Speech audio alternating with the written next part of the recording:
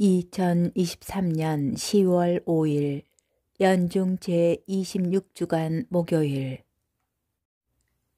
제1독서 느헤미야기 8장 1절에서 12절 사이의 말씀입니다.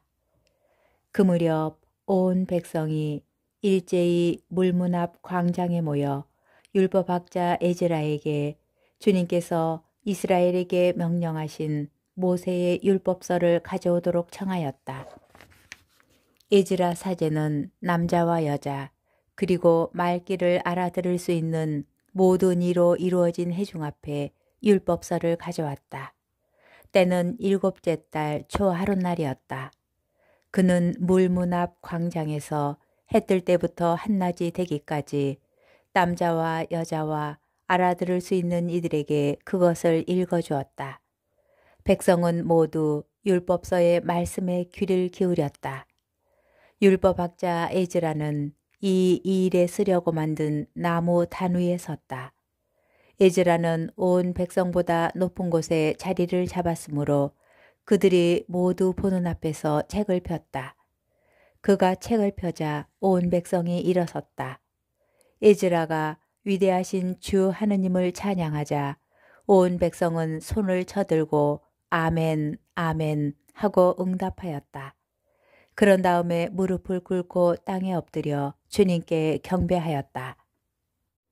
그러자 레위인들이 백성에게 율법을 가르쳐 주었다. 백성은 그대로 서 있었다. 그들은 그 책, 곧 하느님의 율법을 번역하고 설명하면서 읽어주었다. 그래서 백성은 읽어준 것을 알아들을 수 있었다.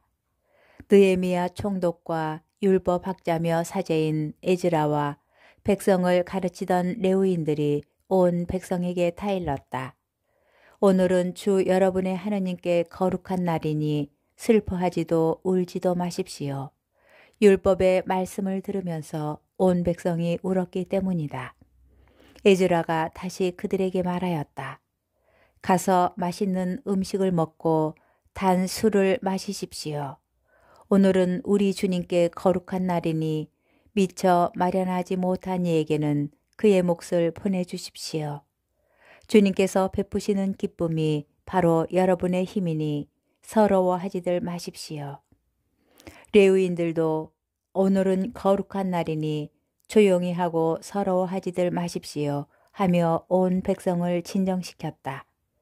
온 백성은 자기들에게 선포된 말씀을 알아들었으므로 가서 먹고 마시고 몫을 나누어 보내며 크게 기뻐하였다.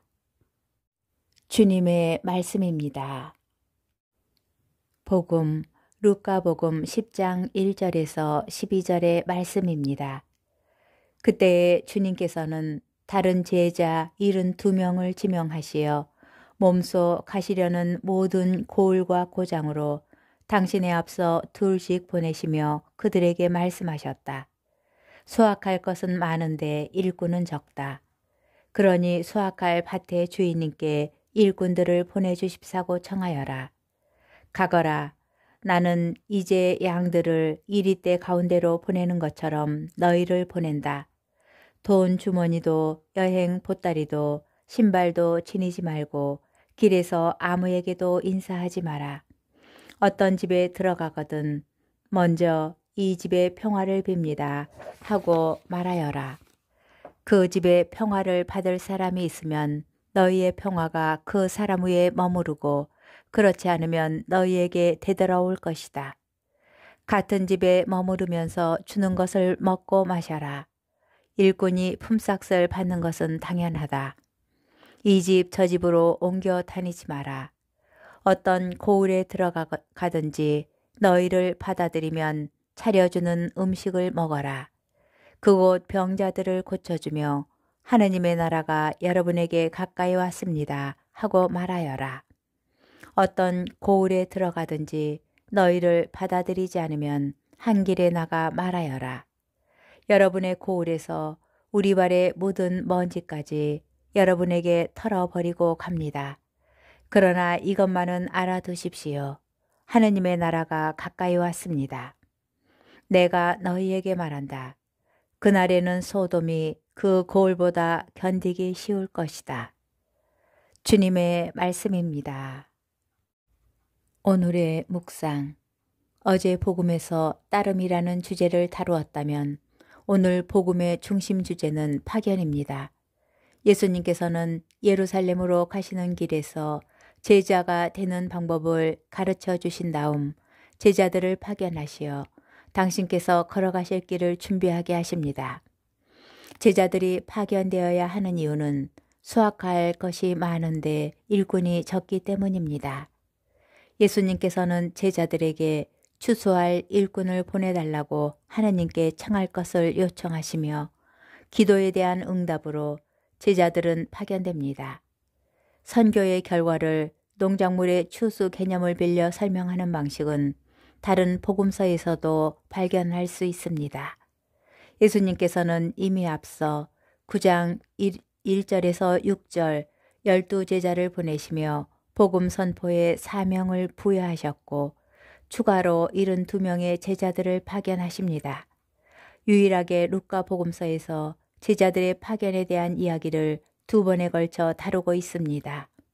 이로써 복음서 저자는 제자들의 파견과 복음 선포 임무가 12제자에게 한정되는 것이 아니라 다른 제자들도 예수님을 증언하고 복음을 선포하는 사명에 참여하여야 한다는 점을 강조합니다. 72명의 제자 파견과 더불어 제자들이 파견되는 장소에 대한 언급이 없다는 점은 루카 복음서 저자가 여기에서 유다를 넘어 모든 민족들을 향한 선교를 준비하고 있다고 이해할 수 있습니다. 오늘 복음은 예수님의 제자가 된 우리도 복음 선포의 사명에 적극적으로 참여하도록 요청합니다. 복음 선포는 예수님 시대의 과제일 뿐 아니라 오늘날 교회에게 주어진 과제이기 때문입니다.